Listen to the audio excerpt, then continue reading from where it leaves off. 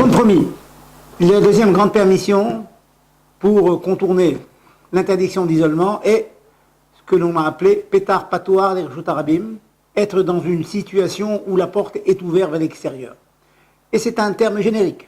Cela veut dire que l'homme et la femme sont dans une situation où ils peuvent être vus, où ils peuvent être surpris par des personnes qui pourraient venir. Par exemple, si l'homme et la femme sont dans une salle à manger avec une grande baie vitrée où on est vu de l'extérieur, cela est considéré comme une situation qui n'est pas un isolement, puisqu'on peut être vu de l'extérieur.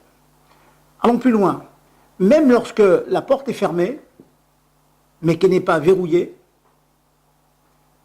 s'il y a une possibilité, même lointaine, qu'une personne vienne et rentre dans la maison, en frappant peut-être poliment une fois, puis en rentrant comme ça, un petit peu brutalement, certains grands décisionnaires comme le Rashba, des Rishonim qui parlent de ça et qui disent cela est considéré aussi comme si la porte était ouverte. Il faut que ce soit réel. Hein. Par exemple, une maman peut s'isoler avec, comme on a dit, avec le plombier ou avec un cousin qui viendrait lui rendre visite, si l'on sait que les enfants vont venir, vont sortir de l'école, puis ils vont rentrer, ils vont taper à la porte et puis ils vont rentrer à la maison.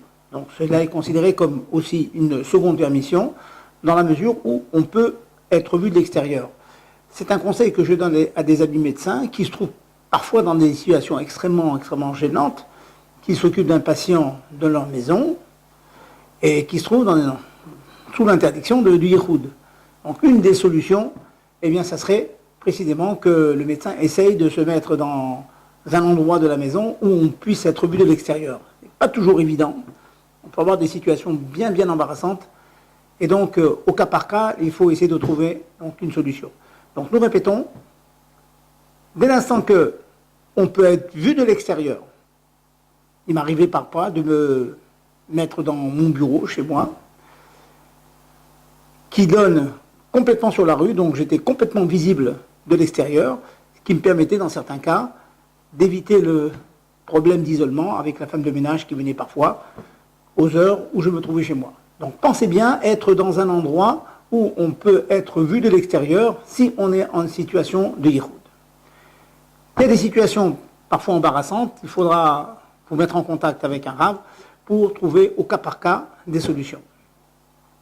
La troisième grande permission que nous aborderons au prochain cours est la présence d'un shomer, d'un gardien qui éventuellement pourrait répéter certaines choses qu'il pourrait voir et donc qui aurait un effet dissuasif et donc qui permettrait l'interdiction d'isolement.